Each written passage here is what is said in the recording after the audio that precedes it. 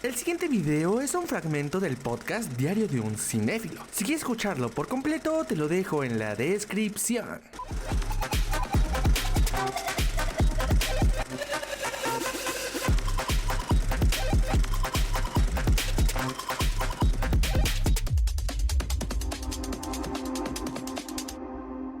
Comencemos con Supergirl, la segunda película de este nuevo universo de DC, que sinceramente cuando la mencionaron, cuando dijeron que iba a estar esta película en producción, yo estaba muy emocionado. Quería ver que pusieran esta cara diferente, que no fuera una copia directa de su hermano, bueno, mejor dicho, de su primo, y que no fuera la misma Esperanza y que súper bondadosa y amable, y no, quiero ver a diferentes personajes con diferentes duelos, y aparte de que tiene un trasfondo bastante triste, es una tragedia básicamente. Su vida, perdió a su pueblo, perdió a su mundo, perdió a su familia, perdió la confianza, perdió a su hogar. Y el único lugar donde se siente en confianza es junto a Krypto. Por eso desarrolló una personalidad pesada, dura, donde no se encariña de la gente y no actúa de pura bondad, sino que intenta pensar las cosas que valgan la pena y sobre todo a las personas que valgan la pena ayudar. Y de esto trata un poco la película. Una sinopsis general: la película adapta el cómic The Woman of Tomorrow, donde después de lastimar a Krypto con una flecha envenenada, tiene que buscar la cura para poder salvarlo. Esto lo une con una aliada que busca vengarse del mismo personaje que hiere a Krypto. Y aquí comenzamos con los problemas. No recuerdo ni el nombre del antagonista ni de la chica que lo ayuda. Y sí, yo soy malísimo recordando nombres, pero creo que si fueran buenos personajes, por lo menos tendrías un poco de empatía y dirías, ay, empieza con K, ay, empieza con A. No recuerdo sus nombres. Y eso a pesar de que sí hay cierta, pues, compañerismo, y creo que se hace un buen trabajo en unir a estos dos personajes principales. Sin embargo, no tiene nada de intrascendencia, no es nada intrascendente. No se siente que tenga una buena utilización de los personajes y de su historia. A pesar de tener tantos elementos, son muy desaprovechados y sobre todo diría que no tiene nada de corazón. Algo que Superman sí tiene. Porque sí, puede tener una estructura mejor desarrollada o un guión mejor establecido, pero si no tiene corazón, si no tiene esencia, se siente como un balde vacío. No es malo, sino que no es útil y no sirve en este momento, pues, cinematográfico. ¿Quién está detrás de esta película? La película es dirigida por Craig Gillespie, escrita por Ana Nogueira. El casting fue de Lucy Bevan, Katie Bredon, Sidney Sherscliffe, Mary Bernew y Brett Howe. Muchas personas para el cast, curioso. Editada por Tatiana S. Riegel y Fred Raskin, que ya hablaremos de la edición porque también es algo que debo de hablar bastante, de hecho. Y por último, la fotografía es de Rob Hardy.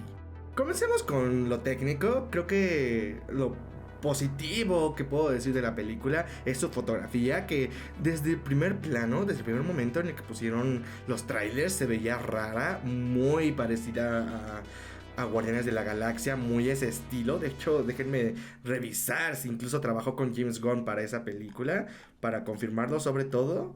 Permítanme un minuto.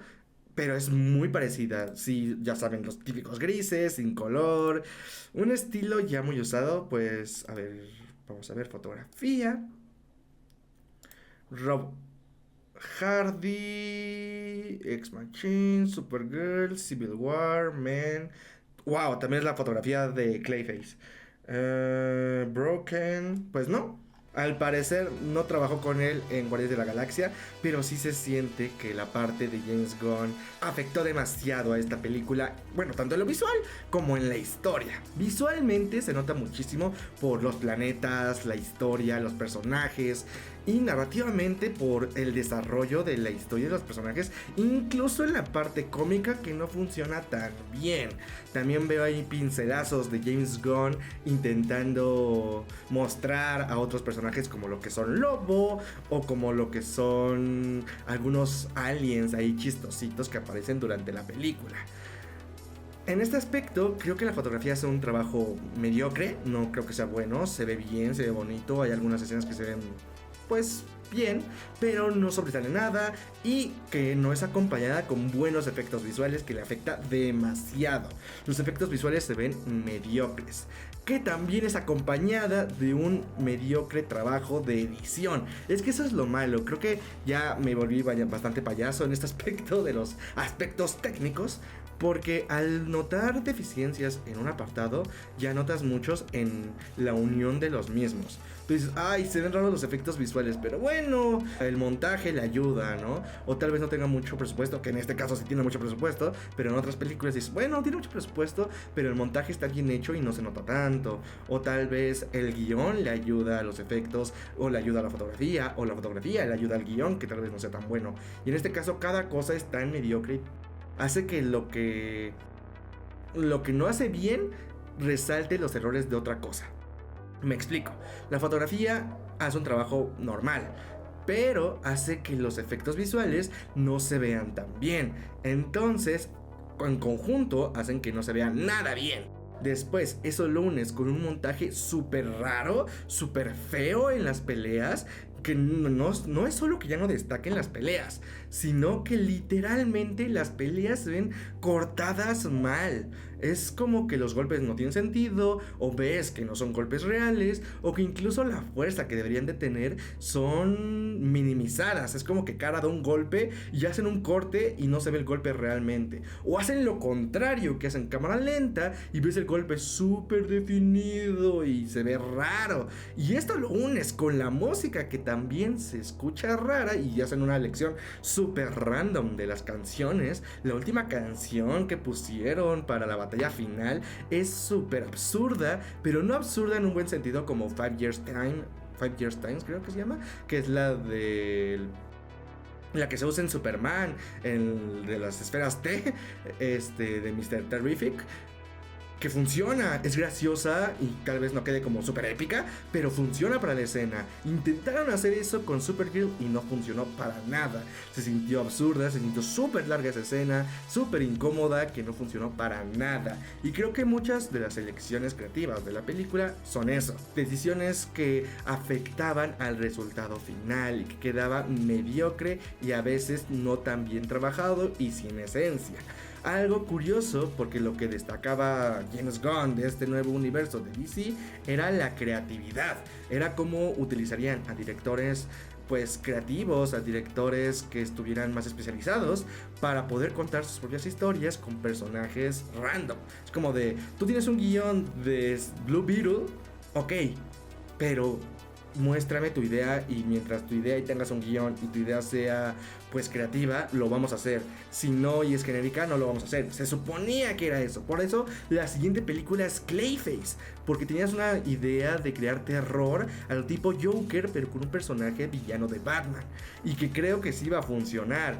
Pero en lugar de eso, se siente que Supergirl fue un pedido más, una película que tenían que llenar y que tenían que hacer, y que forzosamente la hicieron sin una idea real de lo que querían mostrar. Una vez tirado todo mi veneno y haber dicho todo lo negativo de Supergirl, debo decir que es muy entretenida, es bastante entrañable, y sobre todo Millie Alcock como Supergirl es buenísima, es preciosa y hace un trabajo maravilloso. Tiene esta esencia, como les digo, nada parecida a Superman, y que yo agradezco, porque si quiero ver a Superman, pues veo la película de Superman. Es Supergirl, tiene que tener su propia identidad, su propia personalidad, y que todo lo de su pasado le envuelva a tener esta personalidad le ayuda a poder crear mayor tridimensionalidad al personaje, que eso lo agradezco mucho. Lo que vi del pasado de Krypton, de Argo, de cómo huye, de cómo llega a la Tierra, de esos primeros momentos, de cómo se siente sola en este mundo, que no nada más lo diga, sino que lo podamos ver y sentir, que digamos, ok, lo único que tiene en el mundo es Krypto, y lo único que lo une a un hogar es Krypto, y por eso siempre se siente perdida, por eso se va al alcohol, y no es como para decir, ay, pobrecita, sino más bien para entender por qué está en ese duelo y entender cómo llega a esta conclusión de querer volverse una heroína para ayudar a la gente. Y aquí entra este nuevo personaje que les digo que no me acuerdo su nombre, lo voy a buscar aquí porque estoy aquí al lado, que es Ruthie.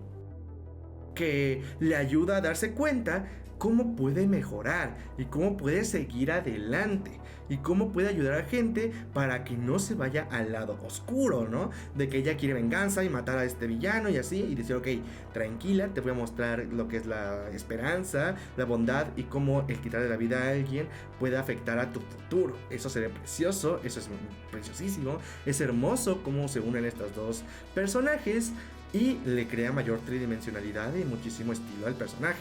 Sin embargo, como lo vuelvo a repetir, la historia es tan intrascendente y tiene un hilo narrativo tan raro y tan poco interesante que se vuelve en una historia más de superhéroes, tristemente.